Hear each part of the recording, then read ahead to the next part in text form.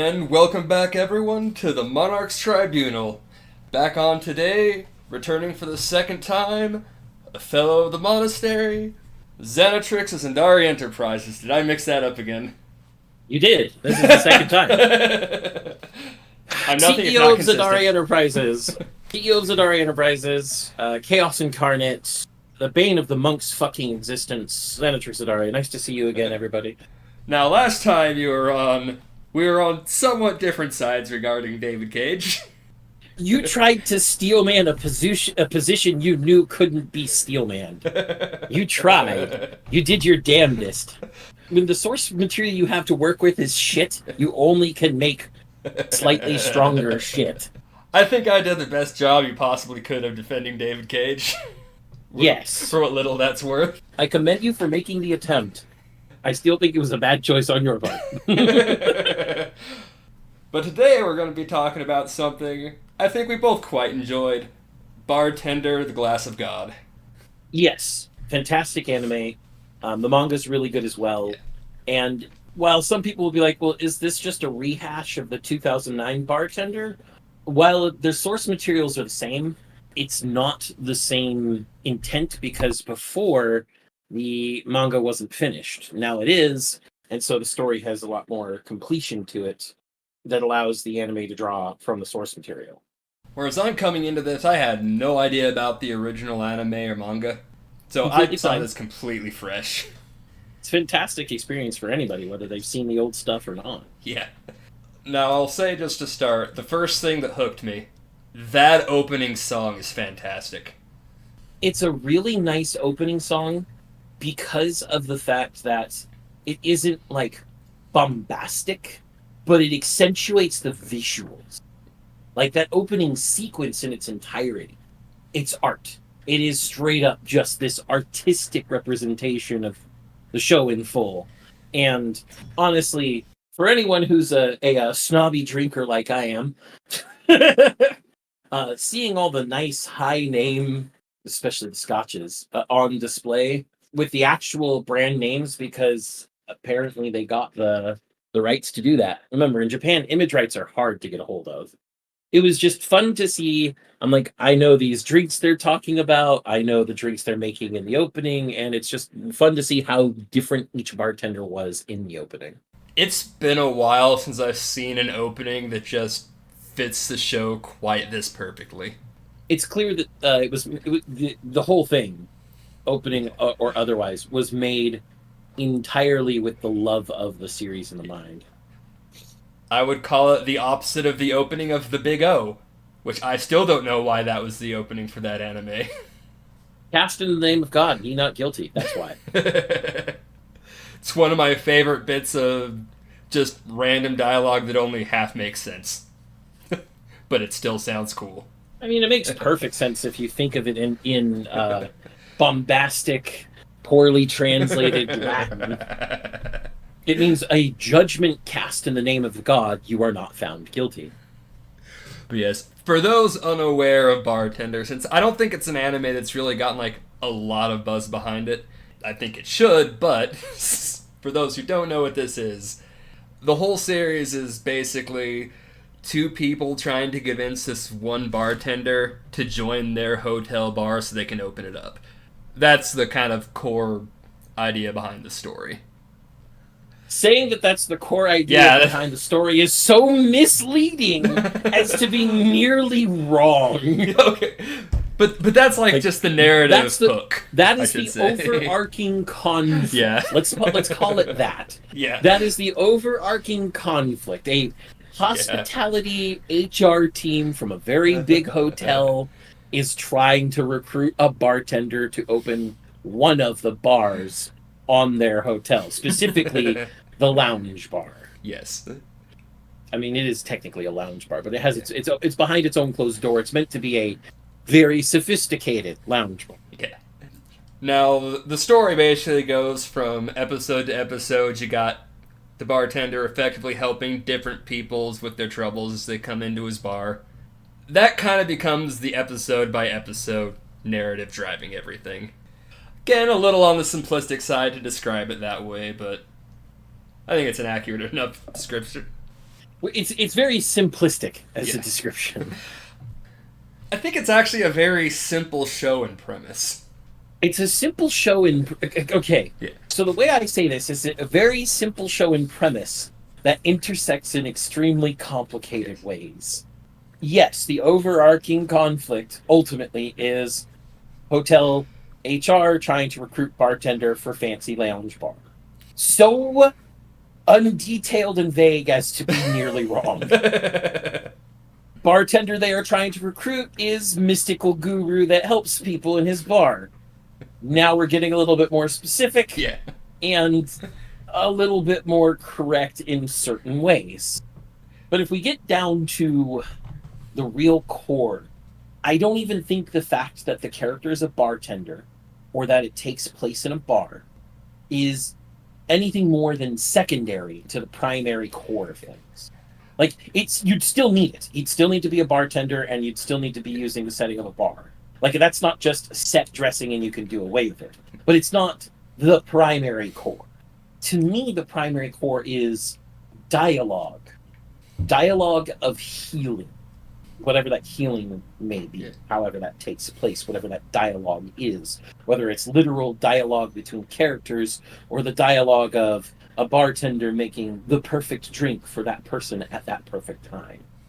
Some people may say, well, that sounds kind of like a priest or a preacher or confessional. I'm like, in certain ways it is. I mean, even the show itself kind of describes what the bartenders do as healers of sorts. They heal the soul of those who come to their bars. Yes, I guess the biggest difference between confessional and a bartender and a therapist. Therapists are there to not only help heal you but make progress on yourself. At least a good therapist will. I'm not going to talk about every therapist as if they're the same, and not all therapists fit all people. Preachers, as confessionals, for the religious, are a healing. Are definitely healing. They can, someone comes in, they confesses they've done wrong.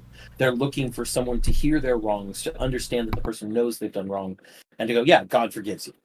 Works for the religious, at least in some fashions. In other fashions, it almost feels like it's forced to some people. Again, the dynamics there are weird.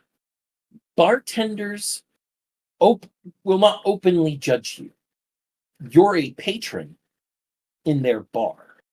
You're paying them for a drink.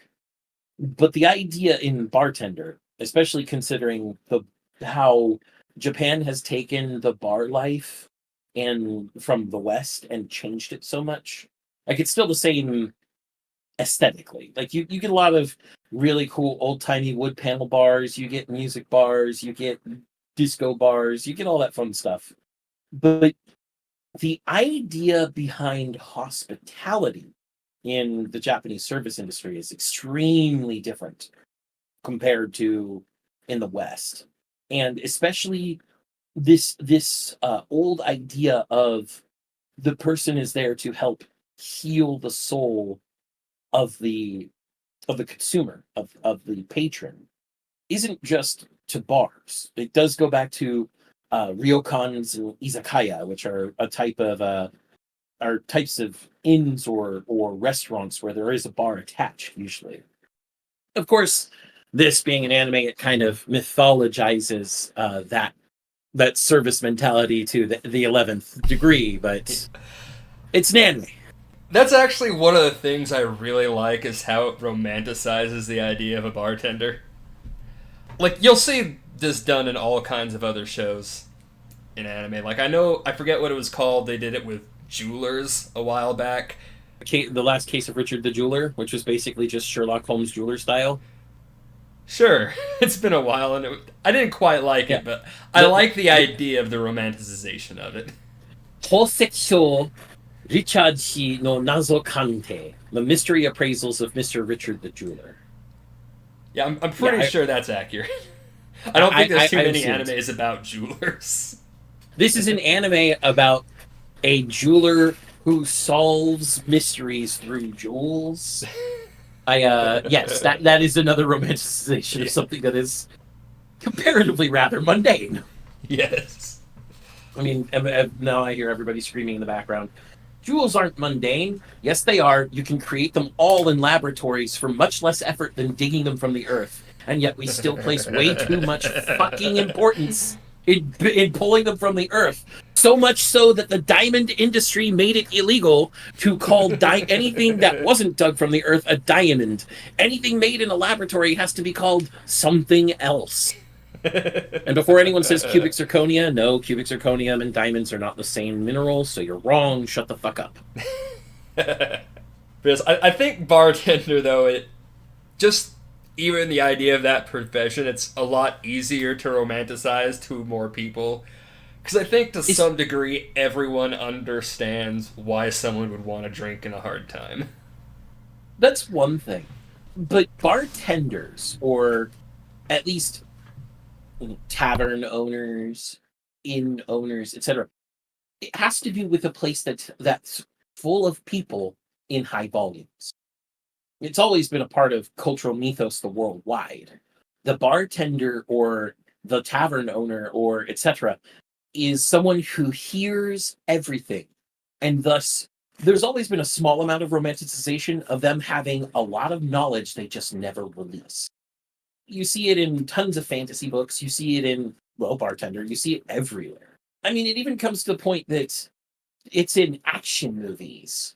The sommelier from John Wick 2 is a romanticization of a wine taster. Someone who brings out wine samples for people to taste and plan their dinner courses around. Except in this case, it's fucking weapons because it's John Wick. But that's still a romanticization of it. Yeah. The bartender is, because they sit and they listen so often. Because you have to wait for the order to come, you have to make the order, you have to give to people. Most bartenders get people talking to themselves at the bottom of their cups. That happens. Ask any bartender in any bar you actually know. Have you ever heard a guy mumbling to himself while he's drinking? Every bartender will tell you, fuck yes, and sometimes they're annoying as shit. If any bartender tells you they've never heard someone mumbling to themselves while drinking, that guy's not a bartender. He's tricking you. Run away. Or he's brand fucking new. One or the other. There is no in between. But because they hear a lot, it's expected that they process a lot.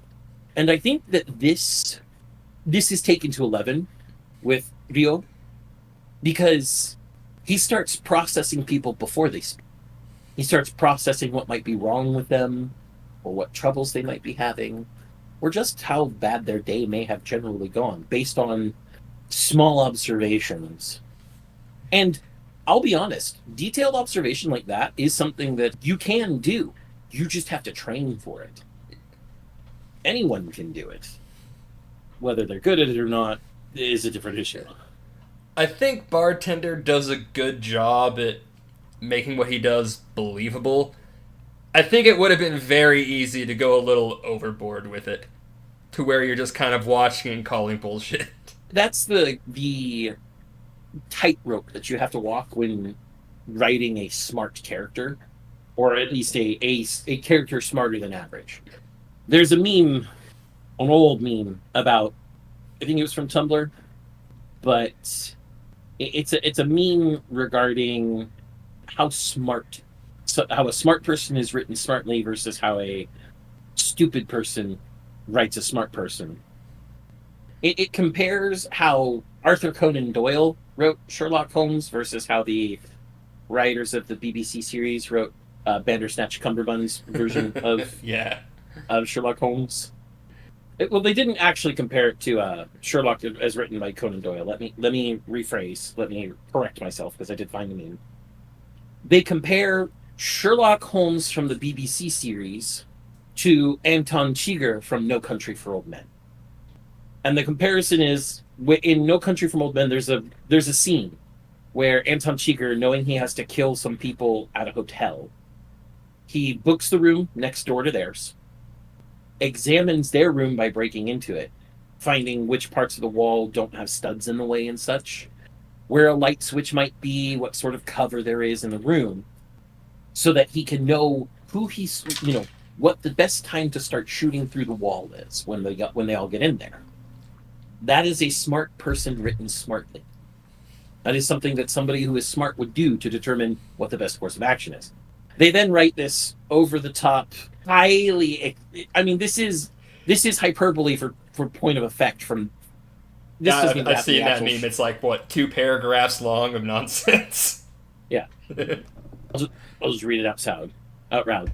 Were Sherlock Holmes to kill a hotel full of 3 people, he'd enter using a secret door in the hotel that he read about in a book 10 years ago. He'd throw peanuts at one guy, causing him to go into anaphylactic shock, as he had deduced from a dartboard with a picture of George Washington Carver on it, pinned to the wall, that the man had a severe peanut allergy. The second man would then kill himself just according to plan, as Sherlock had earlier deduced that him and the first man were homosexual lovers, who couldn't live without each other due to a faint scent of penis on each man's breath, and a slight dilation of their pupils whenever they looked at each other. As for the third man, why, Sherlock doesn't kill him at all. The third man removes his sunglasses and wig to reveal he actually was Sherlock the entire time. But Sherlock just entered through the secret door and killed 2 people. How can there be 2 of him? The first Sherlock removes his mask to reveal he's actually Moriarty, attempting to frame Sherlock for 2 murders. Sherlock, however, anticipated this. The 2 men stand up. They're undercover police officers. It was all a ruse. But Sherlock, Moriarty cries. That police officer just blew his own head off. Look at it. There's still skull fragments on the wall. Is he fine now? How did you fake that? Sherlock just winks at the screen. The end. This is stupid because Sherlock is a smart person written by a stupid person whom smart people are indistinguishable from wizards. Yeah. That's and then of course I always point to Conan Doyle's writings of Sherlock, and they were actual deductions. Yeah. So point in case, our bartender is more along the lines of the first example. Yeah. And Anton Chigurh or an actual Sherlock Holmes. But yeah, as the nature of this show, though, a lot of it's gonna hinge on those like individual stories that get told throughout. I can't think of one that I didn't like. I can't think of an episode I don't like, but I can think of a subplot within that I absolutely love. And that is the subplot concerning his Singapore friend and inheriting his father's hotel in Singapore. Yes, there are definitely a few stories in this that aren't just limited to one episode. You might have like an episode on it, but it's going to touch a little bit on it more and more as everything progresses. Like, no plot is just like seen and then forgotten about for the later episodes. Yeah, things do interact and intersect. This is true. You don't always expect that from an episodic show like this, or at least a somewhat episodic show. I don't think calling it episodic is entirely accurate. A lot of the plots are episodic. There are some that span multiple episodes, and then there's B-plots within some of those multiple episodes that are also single episode resolutions. But you're right, there are callbacks to previous episodes. Like the couple that... the ones that bonded over the cigars? Yeah. One guy was trying to stop smoking, the other one had the cigars because she was supposed to have them at... Man, that's a depressing story. I don't want to get into that one. Yeah. This is still a pretty new show, so I think we'll avoid spoiling some of this stuff, but... Well, as expected, some of these stories are very sad. But also some of them have some really good endings. Even something like that feels like it's just kind of resolved. There's still a bit more to be told in their story, and it does come up later as parts of other episodes. I think one thing I really liked is you do meet a bunch of other bartenders throughout the run of this show, and it's like setting up the cocktail contest. I forget exactly what it was called, but a bunch of the cocktail awards, the Japanese cocktail awards, which are a real thing, I might add.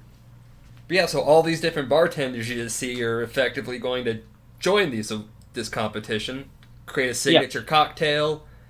It's specifically called the Suntory Cocktail Award because it's sponsored by Suntory Distillery. This is something you'll see in a lot of other shows. It's something like that will get set up, but it won't be mentioned again until it's going to be relevant to that episode. In Bartender, that doesn't happen. It gets kind of called up multiple times from the first time you hear it to when it actually happens. And you see all these different bartenders, like little bits here and there of them making progress on this. And it's not just like random cutaways to this guy's over here doing something. It always kind of ties in to these episodes in some way. So it's just slowly building this up so well and so naturally by the time this competition happens. As a side note, for anyone interesting, or for anyone interested regarding the cocktail awards in real life, Suntory Corporation is hosting Suntory the Cocktail Award 2024 to celebrate the 30th anniversary, promoting cocktail culture in Japan. So Suntory the Cocktail Award has been around since 1994. Bartenders can submit entries until August 5th for the final event on November 22nd in Tokyo, focusing on the theme Cocktails to Reach the Next Generation of Drinkers. Winners will receive cash prizes and overseas training opportunities. Eligible participants must be bartenders aged 20 and above as of April 1st, 2024, because April 1st April is usually the beginning of the new year when it comes to a lot of things administratively, like the fiscal year, the school year, etc. Visit the website for more details. They have a link. And of course, the judging criteria, as always, are creativity, taste, presentation, and others not mentioned in this article. Specifically, the bartenders must be bartenders currently working. They have to be working in bars, hotels, or restaurants. They can't just have been a bartender. They actually have to be actively working. But this was actually a major plot point in Bartender, and it featured 3 really cool, more amateur bartenders from different bars with different personalities and different styles to themselves. I will say one thing I did really like is if you're paying attention to how all of them work, like at some point you see all of these bartenders using one of those shakers. I can never remember what that's called. Is it just a shaker? I think it's just called a shaker. If you watch the animations, none of them do it quite the same. It's another one of those small details, especially in a show like this, which it probably did not have the highest of animation budgets. I think they used their animation budget to the best effect, and most of it was the shaker animations. I know. Or the stirring. The stirring animations were pretty fucking good too. Oh yeah, those look so wonderful, but that's kind of the thing, is they could have gotten lazy with that kind of thing in a show like this, and I don't think too many people would have batted an eye. But the fact they did put that much thought and effort into these little things, I absolutely loved it. I actually, if I had to guess, Ryu and everybody else, I think the most animation was paid attention to anytime the bartenders were doing things with their hands, having to, mix drinks of any type. The show knew where to spend its budget. Yes, absolutely. The biggest thing about it is the artistry of bartending, especially mixing cocktails in that fancy fashion, is actually a culture in Japan. For anyone who wants to see that culture in action, in reality, in live action footage, on YouTube, there are 2 big search terms I can recommend. The first one is slightly unconventional, I would say, and that is Japanese bartender ASMR. I'm not kidding. There is a video by a channel called Kelpie called Japan's Greatest Bartender ASMR Collection. And this guy is super precise, exceptionally good at making what he makes. And it looks like he has a protege. Holy shit! Is that a protege? Might be. Same tie, same suit. I think it's a uniform for the bar. The name of the bartender in this video is Kayama Hiroyasu. And I'm saying that as in Japanese notation, so Kayama is his family name. Of a bar known as Benfidi, or for those of you who don't speak Gaelic, Benfiddich. And it's a very high class Tokyo bar.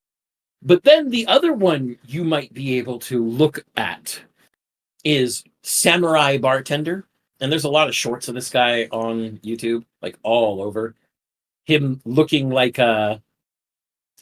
he's doing anime for the bartending, essentially. His name, if I can see the description real quick. Looks like they don't have a description for him. There's just a lot There are people even asking which bar this is. I am pretty sure it's probably been Beach, but I'd have to look it up. The guy, he just does really flashy stuff. Ah, okay. So this bartender's name is Homai Yuzel. Again, I am using Japanese notation for his name. Bar Centrifolia. Okay, he's from Centrifolia. But you can look this stuff up online and see this artistry that these people make of their cocktail performances. Some are just very precise in their movements, and others are flashy. But no one's the same. Hiroyasu and Yuzu are very both Komai and Kayama. I could say that. Komai and Kayama are very different bartenders in style, but they're both very stylish. And that is something they definitely do a great job with in this show. Is none of these bartenders seem the same. There's so much difference between each and every one of them. You'd get the impression if you really did get drinks from all these people, the same one from each person, it would come out different. And in fact, there's an entire episode about that. It's a perfect episode to use too, where they talk about how the vodka martini is the most apt cocktail for bartenders to test themselves, because no bartender will ever make it exactly the same, and so you will see the face of the bartender who made it when you drink that specific martini. One of the characters who was having trouble coming up with her cocktail for the cocktail competition was making a vodka martini by the books, and in so doing wasn't able to make a vodka martini that had her face in it. Without it didn't have her touch. That was actually one of my favorite little story arcs was her. I wish I remembered her name. I am horrible with names. I mean, don't worry. I only remember Sasakura Ryu still. Now, one name I remember, I don't remember his name, but they called him Mr. Perfect. He's kind of like the elder statesman of the bartenders you meet in this show. It's the one that's been doing it for so long. And I think him being in the show does a lot to kind of help humanize Ryo. Ryu? Is it Ryu or Rio? Yeah, it's Ryu. Ryu. Sasakura Ryu. Because it's another thing this show could have gotten wrong, is make him seem too above everybody. But he gets in kind of a contest to make a cocktail alongside Mr. Perfect, and inevitably that's where he ends up losing. This is early on in the show, so I'm not really going to call this a spoiler. But that's kind of a moment that helps Ryu from feeling like too far above everyone. Like, he got frustrated with himself for losing this little competition. Well, I mean, it's also more to it than that. Ryu, it was a challenge to his worldview, because Ryu's worldview is make the cocktail tailored to the recipient, whereas Mr. Perfect, whose name was Kuzuharu Ryuichi, Mr. Perfect at Bar K said, you don't make the cocktail tailored to every person. You make the cocktail the same so the flavor is consistent. And when Miwa, that's her name, Miwa, Kurishima Miwa, what first had Ryu's drink and then Mr. Perfect's drink, she thought Ryu's drink tasted better.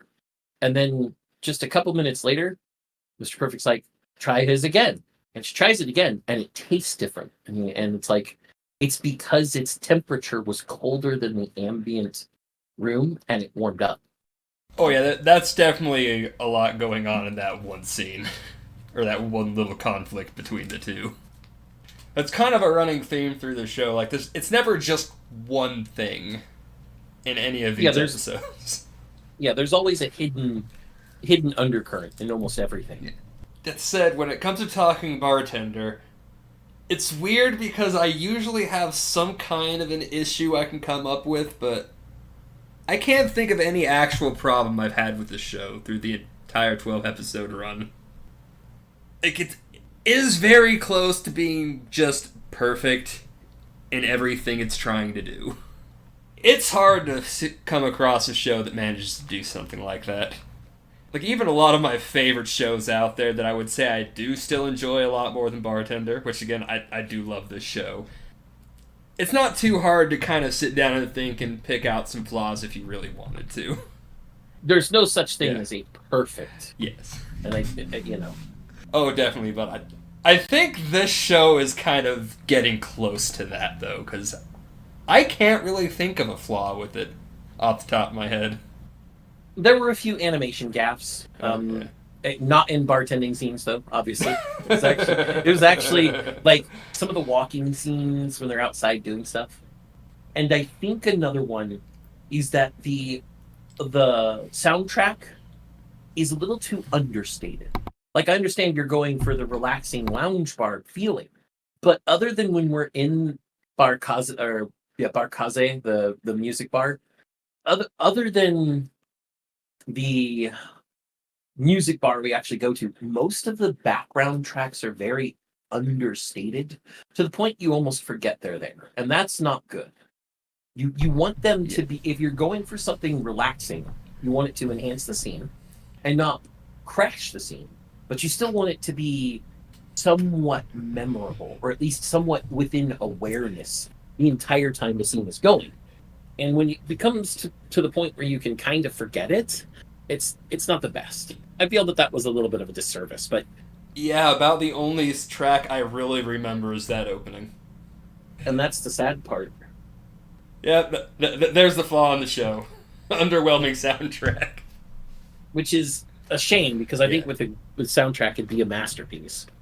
Now, I think the only other, I wouldn't say it's a flaw, but maybe it's going to be a your mileage may vary thing, is a lot of the euphemisms and anecdotes and metaphors made are all related to alcohol and bartending. I mean that figures from the show, Yeah. obviously, but that may alienate some people who are there to see the cool story and aren't necessarily tied to alcohol culture. But Well, like I said, that's not really a flaw and Yeah. more a your mileage may Yeah. vary thing. I mean, as someone who's not really connected to much of that at all, I've found a lot of those little explanations and histories they gave pretty fascinating. I mean, like the Alexandra, Was that the one with like the cinnamon bit that he put in? yeah, the one Yes. the one. I think that was the Alexandra. Might have been called something different. I might be wrong. I'm probably wrong. Don't listen to me. I'm stupid. Don't listen to me. I'm stupid. I'm not a bartender. Look, there's a couple drinks in this I'm going to want to try at some point now that I've seen this show. I'm not going to lie. Yeah, yeah. If you are a recovering alcoholic and you do not want an excuse to drink again, don't watch this show because it makes some of these drinks seem appealing. Yeah, but I am talking about the creamy drink with the cinnamon on top that was used to convince the one girl not to get married. That's one of the ones I actually want to try. That sounded pretty good. It's probably pretty good. I'm someone who's had many of the more common cocktails they describe. I've had an old fashioned. I've had a highball. I've had quite a few of the cocktails. I've had an old fashioned, not a fan. I don't think I'd like a highball. It just doesn't But a seem. highball's not that bad. Break down what a highball really is. Come on now. Just whiskey and soda water, was it? I don't like mixing whiskey. I don't know what it is. Well, it's not really it's not really one thing, by the way. A highball is more of a category because a highball is used to describe any alcoholic base mixed with a larger portion of a non-alcoholic mixture, and it's usually carbonated. A scotch and soda, a gin and tonic, a screwdriver, a rum and coke, all of those are technically highballs. None of which I care for. Whereas But, yeah. in Japanese bartending, yes, a highball is specifically a whiskey and soda. Yeah, that is just another thing I like about the show is you do get those bits of information. Like, even if you go in not knowing anything about alcohol, it naturally gives you enough context to the drinks and what they mean. It doesn't feel like it's trying to just force that information down. And I was right, it is called an Alexander. Okay. God damn it. God, I'm trying to think of one of the ones that came into the show later. I don't even remember which episode it was. But there was one other drink that sounded really good that came up in like one of the last few episodes. Singapore Sling. It wasn't that one. Okay, because that one was one made with gin. Really good. I had dry gin once. It was straight. And I just can't touch gin now. I'm like, nope. Well, I mean, gin by itself is made just from distilled juniper berries, dude. It's Look, I had not drunk much at this point. This is like one of my first times I ever drank anything. I did not know better. Gin's pretty good, but it has to be in smaller amounts. Yeah. Or mixed. Gin is a great mixer. Tamagozake. God, I forgot about that. I am never drinking Tamagozake. Sounds familiar. Tamagozake means egg sake because it's literally heated sake, a raw egg, and sugar. That does not sound appetizing. Old Pal, that was another one I think sounded pretty good. Old Pal?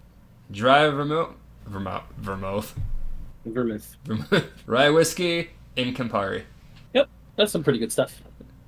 Like, I think the two most common mixed drinks are probably between whiskeys and vodkas. At this point, I think we covered just about everything without straight spoiling anything, but at the same time, I don't think getting into spoilers is really going to add much to this. Yeah. In the end, the way that this entire, I guess, journey is the best way to describe it, is made, is it really emphasizes the connection between people and how they can help heal each other. Yeah, I think that's a really good way to describe just the overall theme of this show. Not even Ryu is exempt from his own past demon. Yeah, the show does kind of give you more information on Ryu himself. Like, he gets to have to deal with his own issues just like he helps everyone else deal with theirs. And it's through his interactions with the other people, and especially with Mila and the crew of the Cardinal Hotel, that really brings him closure in that particular issue. It's definitely one of those shows that you wouldn't want to spoil for most people. You'd want them to experience it themselves because it is very touching. Now, this is a show that's usually outside of the kind of stuff I would go out of my way to watch.